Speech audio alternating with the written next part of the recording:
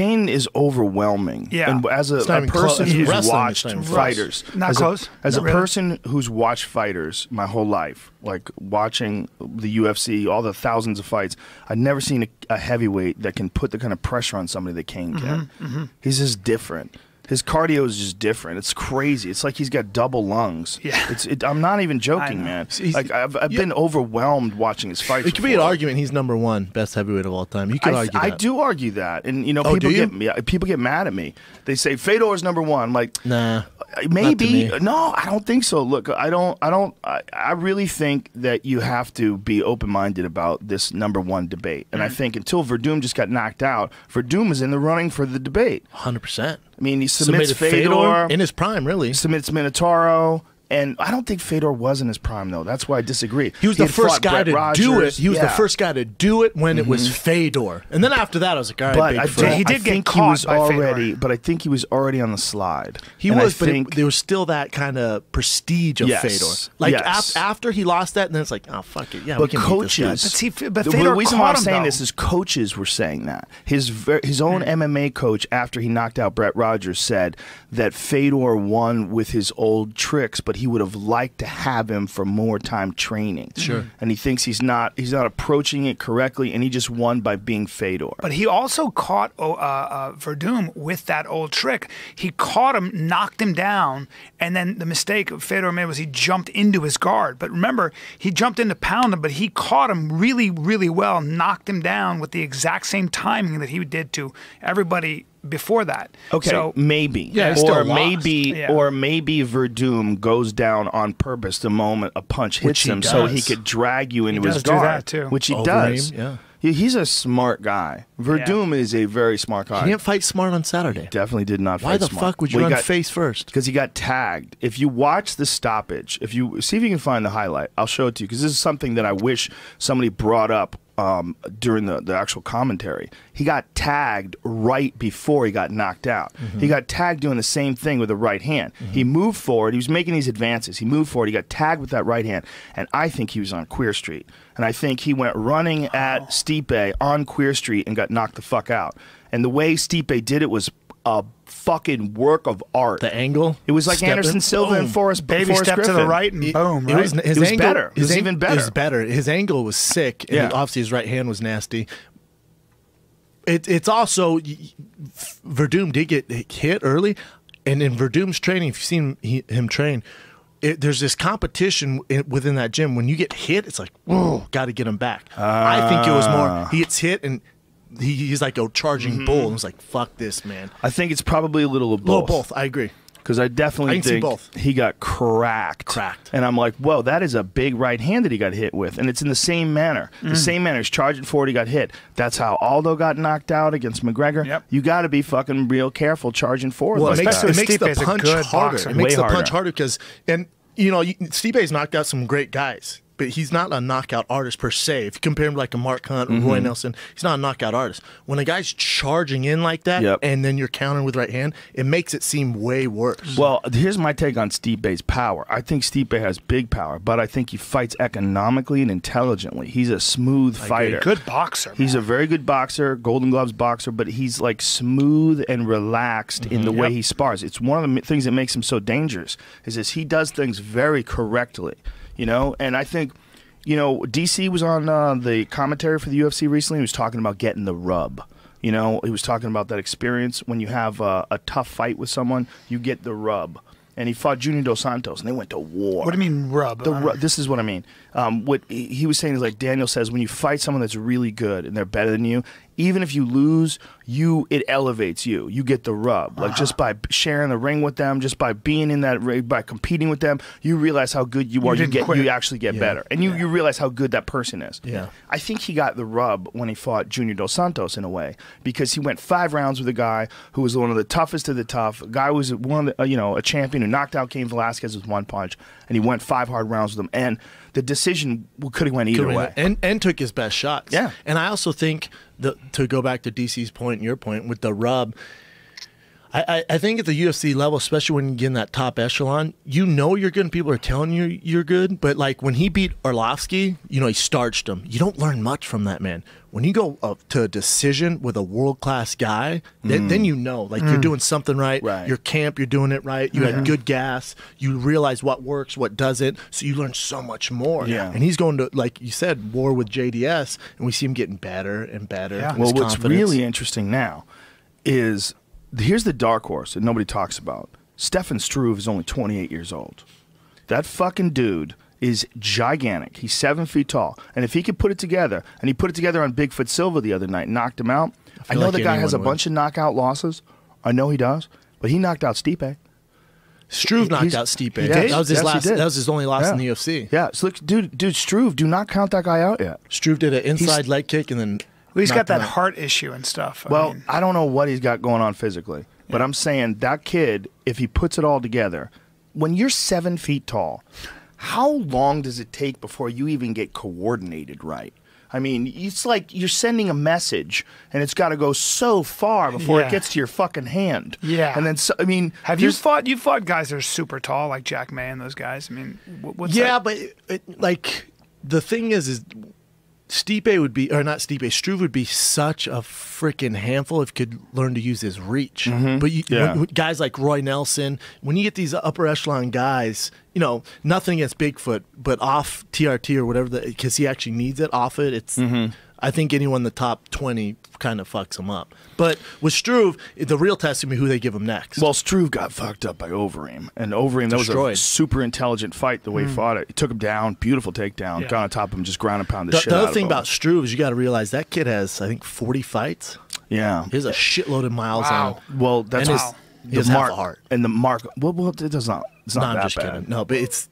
I don't know what he's got. What is the medical condition? I forget. We have the same manager, so he deals with it all the time. That Mark Hunt knockout, Jesus Christ. Mark Hunt with that leaping left hook. Shattered his face. Oh, dude, Mark Hunt hit so fucking hard. You've been cage side seeing that, right?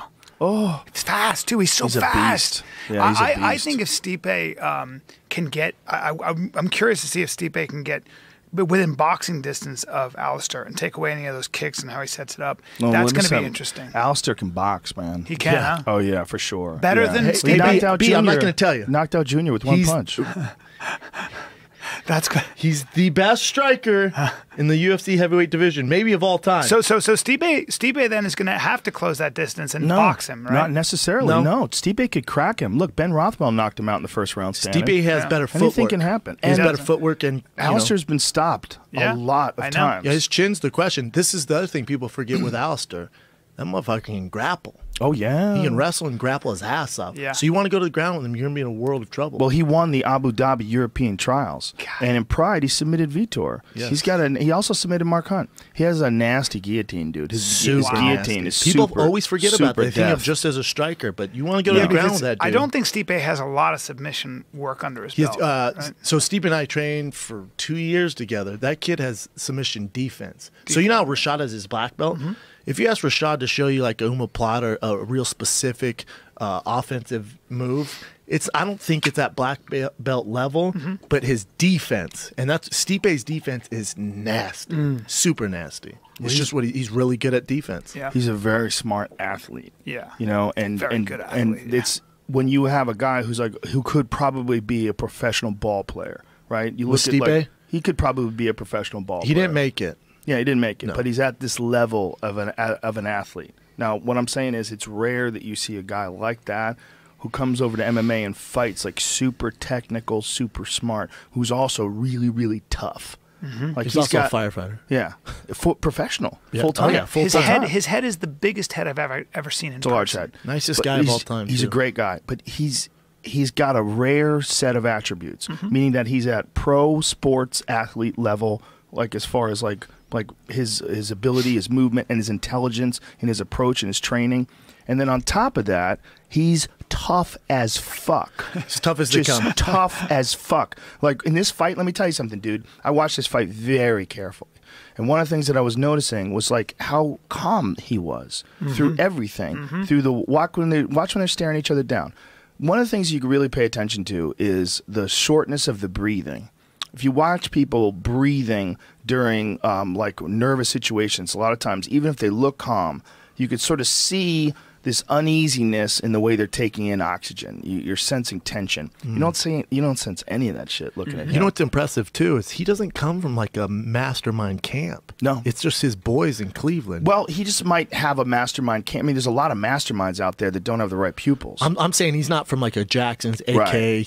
ATT. He keeps his shit within Cleveland and does work, and then goes and then does saves a people firefighter. from burning buildings. Who else is in that camp? Isn't the girl? Hardstyle MMA. There's also isn't there is Leslie Smith from there? No, it's not Raquel Pennington, right? Isn't it Jessica I? No, it's Jessica I. Jessica I. So they have tough fighters. It's just like if a guy is like a really skillful trainer, and you've only been doing it for a few years, you have to wait for the right guy to sort of walk through your door. Oh yeah, it's all about them walking through the door. I remember that was a big thing with Eddie Bravo. With Eddie Bravo, it took forever for him to find someone who could do his style and prove in competition that it's very effective, not just with him. He had a unique style. Is that Stipe's brother or dad, the guy with the mustache? Yeah, look at that guy with the mustache. I don't know, that guy's awesome though. Looks like, but you talk about Stipe being calm. Remember where he's fighting right now. That guy's not that old, Brian. Why are you calling that guy his dad? I don't know. He looks looks like his older brother. It's for sure his 35. coach. His older brother. I guarantee it's his older It brother. might just some fucking thick dude. Eddie Bravo had a real good point about this. We were talking about it on the phone. He was like, Fabricio looked too relaxed. He was coming up to the ring. He was making that face that he makes. What was that? Yeah, I'm so sick of that face. Well, he's being funny. He's being silly. Yeah. I don't think there's anything wrong with a fighter trying to stay loose.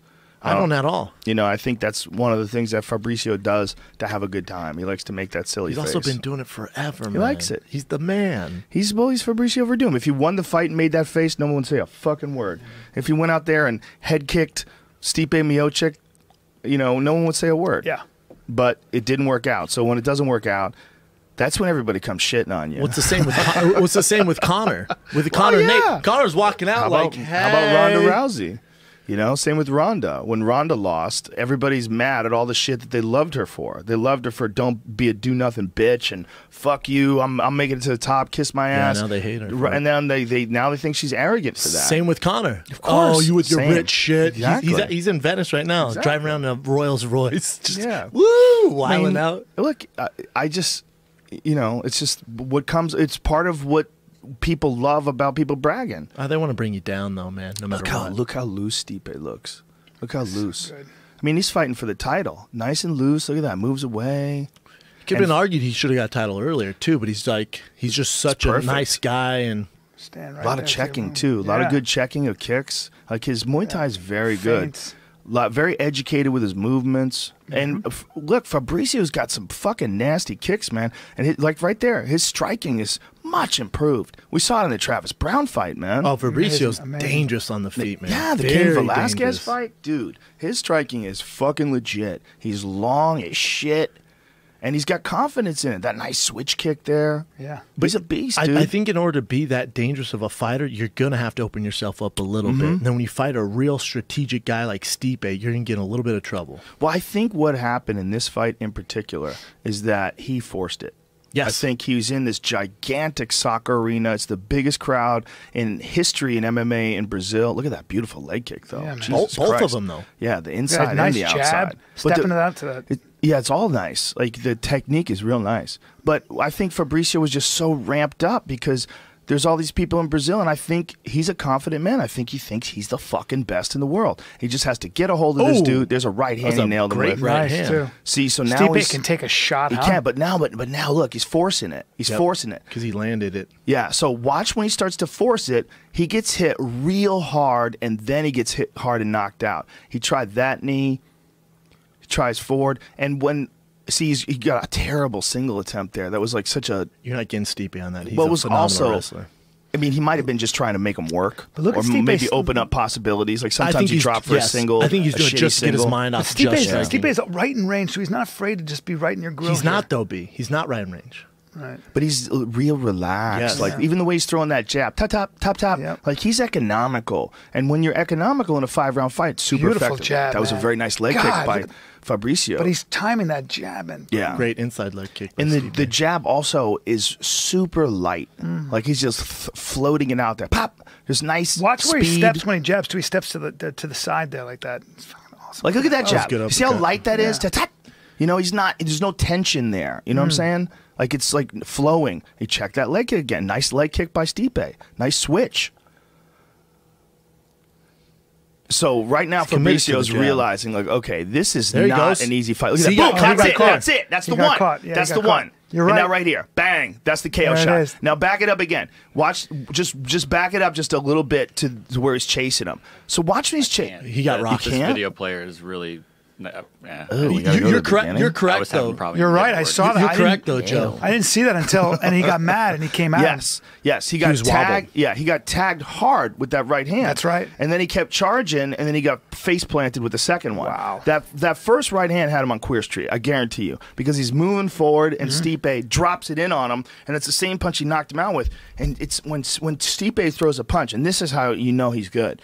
I mean, obviously he was fucking good, but this is how you know his technique's at a real high level. His arm is like loose, man, and then he throws it, and then as it gets to his face, he tightens it down and does this smack, like as Right. he's moving away, he smack. Like it's a super efficient, like really technical punch to throw it that way, moving back, pop. In that sense, it's very much like what Anderson did to Forrest Griffin. It's also calculated because he Yes. threw it twice, and they both landed. And they're both. You can tell they're working on that. in So training he camp. threw the left hook twice. The or right hand. The With right the hand right moving hand, back. the check, Yeah. right? Yeah, moving back instead of power. Is he It's stepping to the insane. side when he does that, or It There does- he had to. Okay. Yes, but doesn't even necessarily have to be that he planned it out and that was a part of the game plan. I think action. Stipe does that. I Yes. think he's a really good striker. If you're looking at his movement, yeah. and I think you're looking at a guy who's super fucking determined, man. Stipe is super determined. And when you're a guy that's that focused, you're going to get fucking really good at everything. Yeah. So after he gets that fight, look at that. that jab. See that Ooh, jab? yeah. See how It's like an uppercut fluid jab. it is, Yep. too. It's so, like, everything he's doing is so relaxed and efficient. You don't see a lot of jab. man, Fabricio's You catching don't see a him, though. lot of jabs. Like my all-time favorite fighter, probably if I had to tell you who I was most excited to see fight, is probably Vanderlei. There's the Boom, right hand. boom. See that right hand? He He's comes hurt. rushing He's in. fucking hurt here. Yeah, he got mad. He Wow. didn't just get mad. His legs jolted. He had Yep. like you could see his legs Yep. stiffen up when he got hit by that first right hand. He Yep. got hurt, and then the second one face plants him. Stipe's a dangerous guy. I'm a world He's champ. not going to make. Hey, he's not going to Cleveland. make mistakes. Hey, Cleveland, let's get our boy a goddamn parade. No one wins shit in that No town. shit. Hey, LeBron, you want to jack every other UFC fighter Yes. off? How about you tweet out about Stipe? Your boy's from your fucking hometown. He jumped off the fence. He goes, "I'm the world champ. I'm the new world champ." Yeah, man. It was like coming into his mind. Like, is this real information? Hey, LeBron, Did that just step happen? your fucking game up? Fucking yeah, I love it. I love that guy. too, man. I love him. I love what he stands for. I love watching him as a fighter. I love that he could do that. I love it. I love that he did it in Brazil. Look at this. Me too. Watch this. Watch how efficient. Stoosh. Spank. See, it's like tank. Boom. Yeah, he just drops it in on him. To be able to time it that good too. Look at this. Watch the timing. Stoosh. Look at He that pushes- timing, dude. Yeah, he pushes his hand World away. class. Yeah, dude. Pushes and then with the same hand. Did you see Overeem's? Look at this. Did you see Overeem's tweet? Crack. Yeah. Yeah, he wants to fight him. Yeah, Of course. he said you're next, and he did Yeah. the blood sport meme. Love it. Boom. See that one showed both. Wow. That was Yes. that highlight right there was the perfect highlight. Step to the right. Because it showed the first one, how much impact the first one had on him. Yeah. The first punch was a big factor there, man. That first punch had him weird up. Unbelievable, man.